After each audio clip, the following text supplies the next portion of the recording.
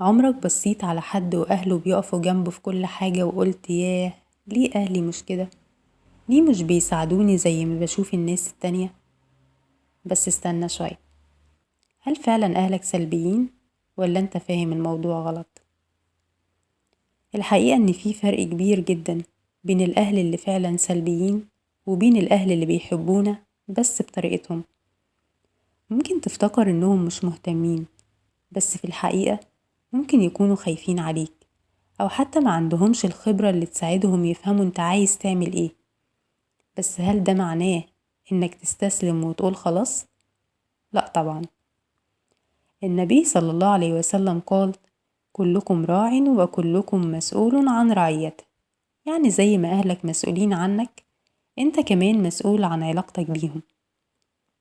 وربنا سبحانه وتعالى قال: وبالوالدين إحسانا. حتى لو مش فاهمهم، حتى لو حاسس انهم مش بيدعموك، دورك انك تحسن إليهم وتعرف تتواصل معاهم بطريقة صح. طب تعمل ايه لو فعلا مش لاقي الدعم اللي محتاجه؟ الحل بسيط جدا، اتكلم معاهم بس من غير ما تكون هجومي.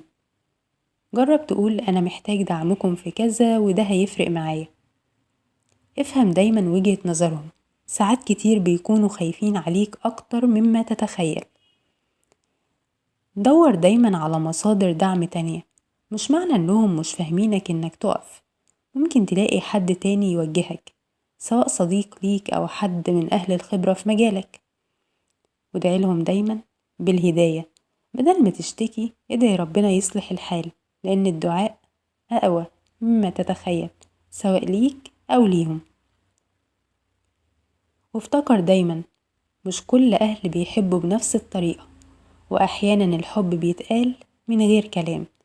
دورك إنك تحاول تفهمهم، مش تستسلم للفكرة السلبية.